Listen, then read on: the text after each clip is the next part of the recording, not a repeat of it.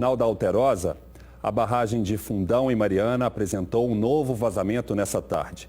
Empregados que trabalhavam perto da área atingida tiveram que deixar o local depois do alerta dado pela Samarco. A empresa informou que o deslocamento pode ter sido provocado pela chuva que atingiu a região nas últimas semanas. Disse ainda que os rejeitos que vazaram estão dentro das áreas da mineradora e que não foi preciso acionar a sirene de alerta. Concluiu por meio de nota que as estruturas das barragens de Germano e Santarém permanecem estáveis.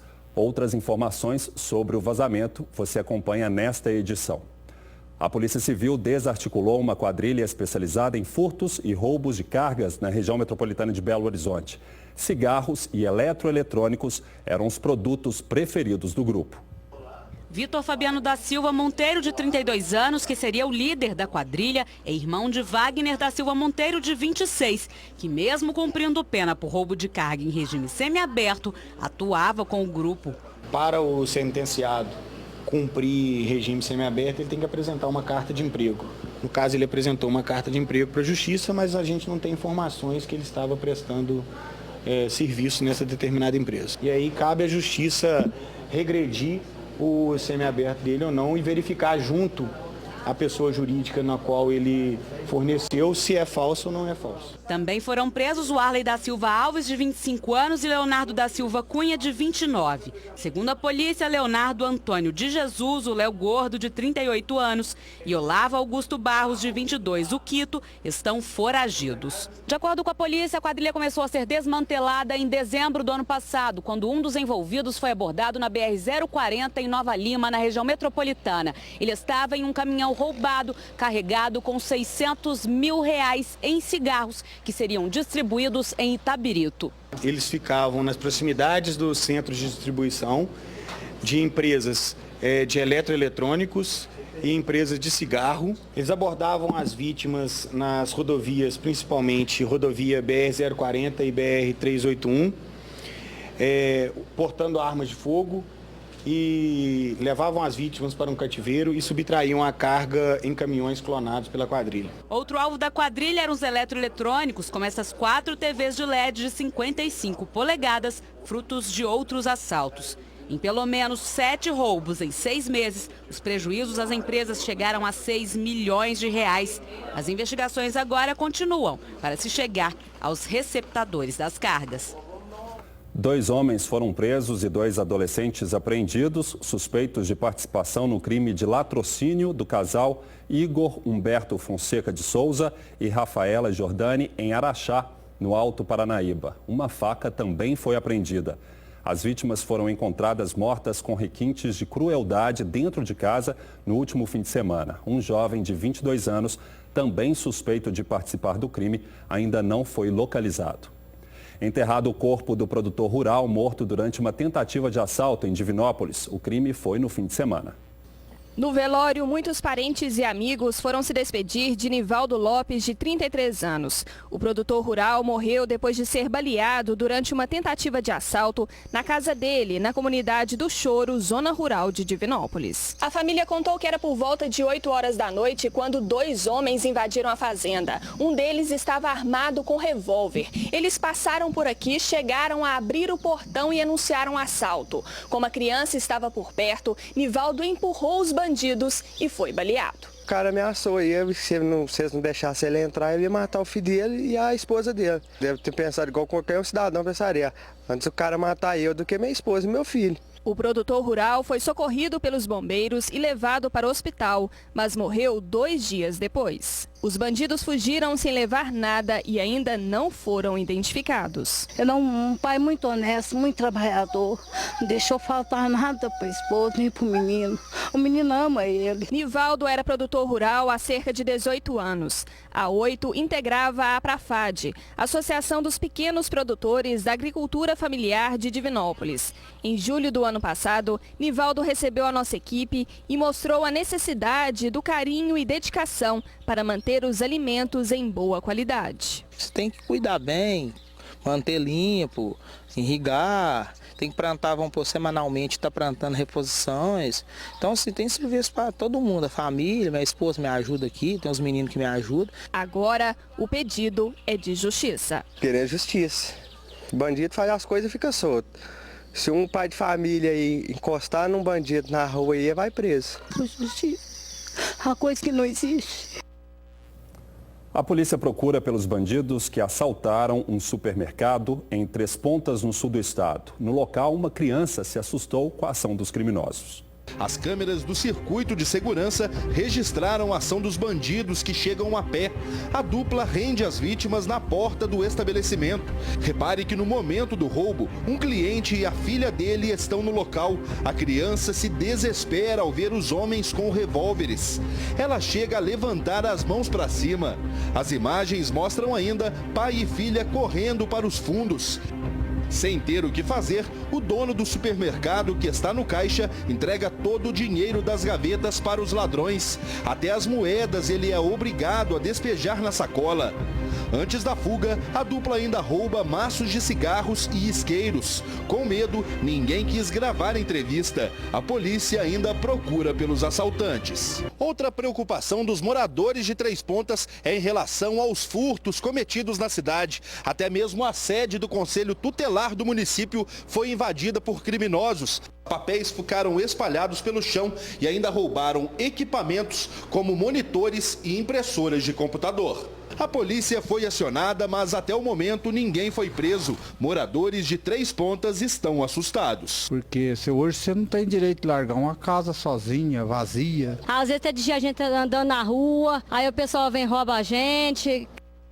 Nova Serrana, município que tem os maiores índices de violência no centro-oeste do estado, está conseguindo reduzir a criminalidade. A cidade ganhou um batalhão da PM e 3 pontos de apoio. De acordo com os dados divulgados pela PM, em um comparativo entre 2014 e 2015, os crimes violentos diminuíram. A nossa maior redução diz respeito ao crime de homicídio consumado, né? Foi uma redução de 18,42%. Ainda de acordo com a polícia, com a instalação do batalhão em dezembro de 2014, o número de militares aumentou e foi possível realizar mais operações na cidade. Em Nova Serrana foram instalados 3 pontos de apoio, onde os militares podem registrar as ocorrências. Um no bairro Romeu Duarte, outro no Boa Vista e este no Planalto. Os militares andam pelas ruas e conversam com a população. Essa é uma forma de ficar mais próximo da comunidade. Melhorou bastante. O policiamento, estão de parabéns, o pessoal estão trabalhando bem. Chegar nessa praça aqui, malandro está tendo de... É só gente perigosa aqui. Hoje já acabou um carro, né? Já melhorou um pouco. Um mandado de segurança para a garantia do Uber em Belo Horizonte foi impetrado hoje na Justiça. A lei que proíbe o serviço ainda aguarda regulamentação.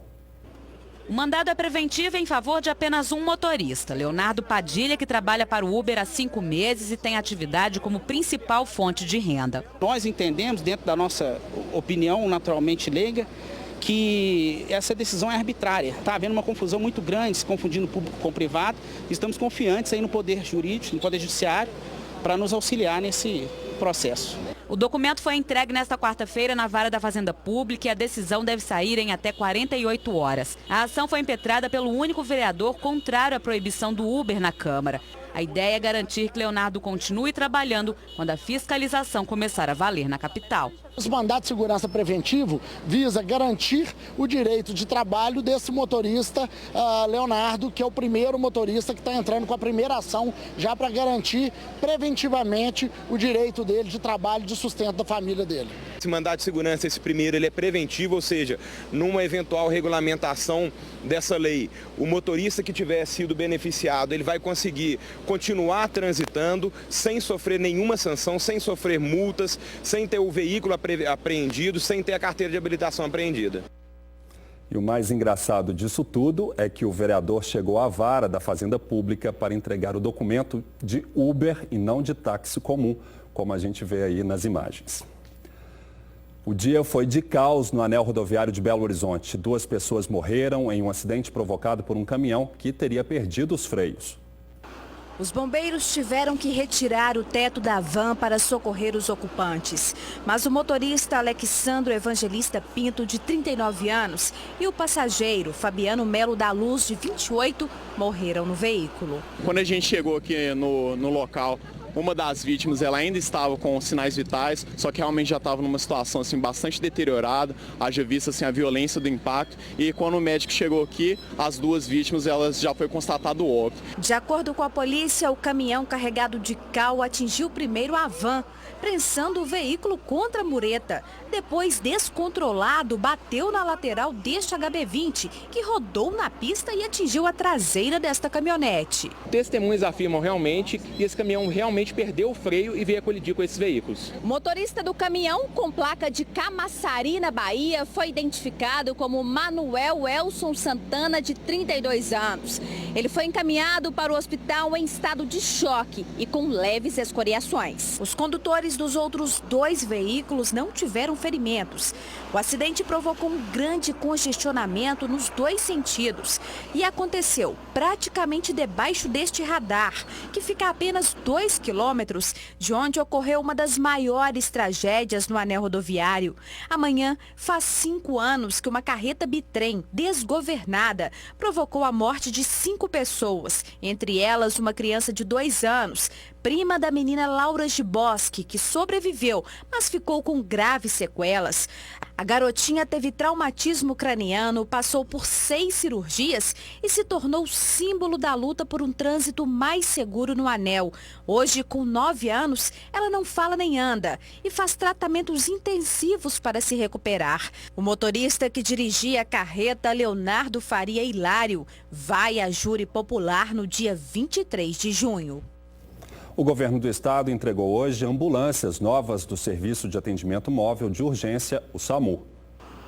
As 24 ambulâncias foram entregues a 11 cidades e 3 consórcios que contam com o Serviço de Atendimento Médico de Urgência, o SAMU. Os veículos foram doados pelo Ministério da Saúde e fazem parte da política de renovação da frota. O governador Fernando Pimentel entregou pessoalmente as chaves aos profissionais de saúde. Ele reforçou que o estado deve investir cerca de 37 milhões de reais para a aquisição de 300 novas ambulâncias, ampliando a capacidade de atendimento do serviço nos próximos anos. A ambulância, à medida que ela vai se deteriorando, ela vai aumentando o custo da manutenção. Então, essas ambulâncias vão poder significar um melhor atendimento e uma redução de custos para os consórcios e para os municípios. Aos poucos, nós vamos chegar com o atendimento do SAMU aos 853 municípios de Minas Gerais.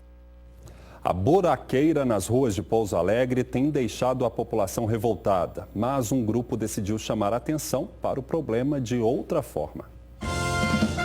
Os buracos estão por toda parte e os personagens vividos por Lúcio Marques também.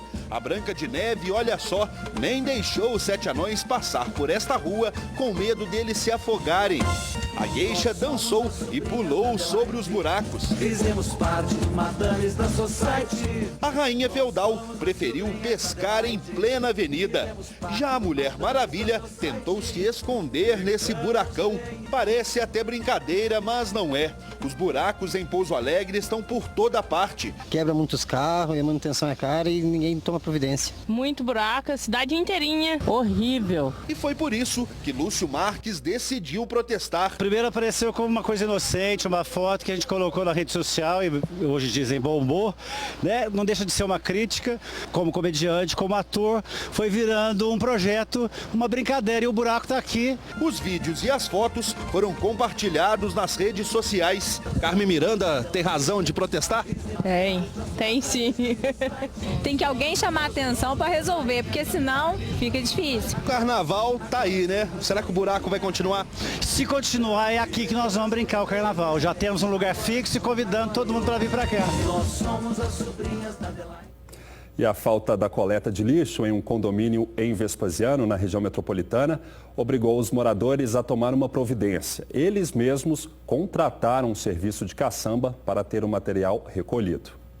Esta caçamba alugada aí foi a única forma que os moradores deste condomínio em Vespasiano encontraram para recolher o lixo dos prédios.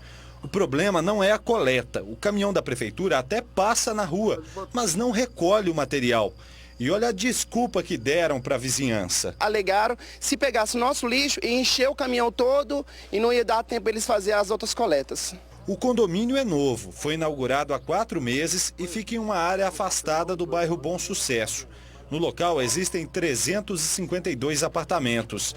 Os moradores já fazem a coleta seletiva e, para evitar bichos, eles guardam tudo em um local fechado. Para ver o problema resolvido, eles apelaram até para o prefeito. Falou que os caminhões estão tudo velho, estragado, que tem só 2 caminhões que estão fazendo a coleta em Vespasiano. Nós também somos moradores, pagamos PTU, pagamos nossas contas e temos direito também, como todos moram aqui em Vespasiano. E este não é o único problema de infraestrutura do bairro.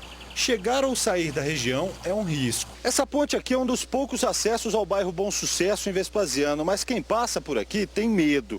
É que de um lado da ponte o guarda-corpo já está deteriorado, do outro ele sequer existe. E a pista mesmo, olha só, tem ferragens expostas e muita lama. O problema da ponte já foi denunciado aqui no Jornal da Alterosa, que exibiu a reclamação dos moradores. Olha o carro aí passando, quase que ele cai no córrego que passa aqui embaixo. Ali é uma ponte usada por caminhões pesados, que tem um bota-fora logo à frente. A gente está vendo distante a hora do trem desabar lá e causar um acidente grave. O bairro também não é atendido por uma linha de ônibus. Segundo os moradores, o ponto mais próximo fica a 30 minutos de caminhada. Além de não ter um ônibus aqui, é muito mal iluminado. Carregando criança, muitas das vezes, que é o meu caso, que tem um filho, para mim fica muito difícil. É só na rua principal que tem ônibus.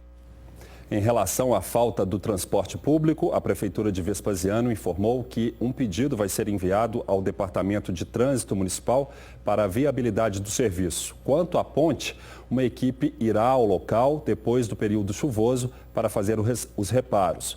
Sobre a falta de coleta de lixo no condomínio mostrada na reportagem, o Departamento de Limpeza disse que o síndico não informou a ocupação das unidades e que, por isso, existe o problema. Ele deve ligar para a Secretaria de Meio Ambiente e Serviços Urbanos. O número aparece aí na tela.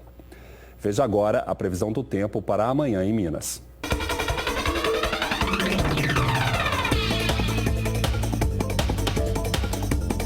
Áreas de instabilidade que avançam pelo sudeste do país provocam chuva em todo o estado. A tempestade vem acompanhada de raios em quase todas as regiões.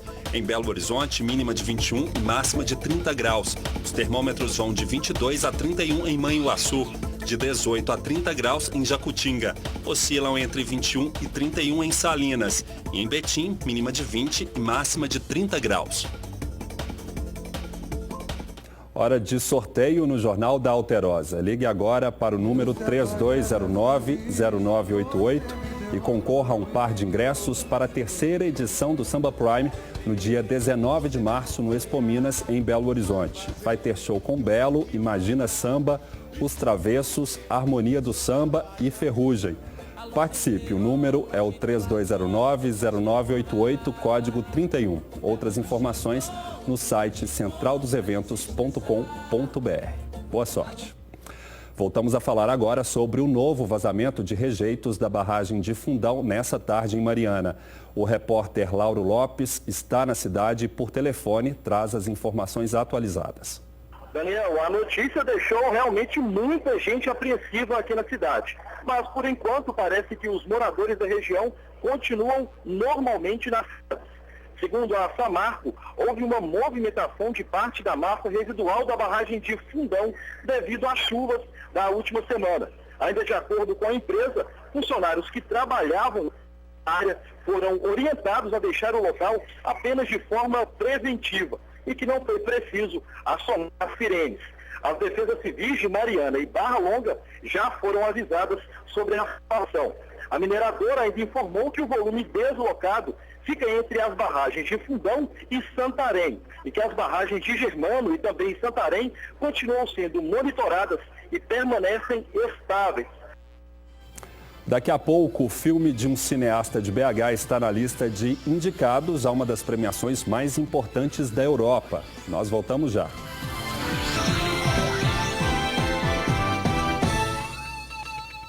O filme de um cineasta de Belo Horizonte foi indicado em 3 categorias no National Film Awards. Para o prêmio de melhor longa de ação, ele concorre com nomes de peso como Guerra nas Estrelas e James Bond. Chasing Robert Barker. Este é o título do filme do diretor, produtor, editor e roteirista Daniel Florencio. O longa, rodado em Londres, foi viabilizado por meio de uma plataforma de financiamento coletivo. Ele narra os bastidores da fama na capital britânica, do ponto de vista de um paparazzo. A obra do mineiro está concorrendo ao melhor filme de ação numa das principais premiações do cinema. Na lista estão Guerra nas Estrelas, James Bond, Kingsman e O Agente da Uncle. Os atores de Chasing Robert Barker também estão na disputa nas categorias de melhor ator e melhor ator coadjuvante. A edição de hoje termina aqui. Boa noite para você e até amanhã às 7h15.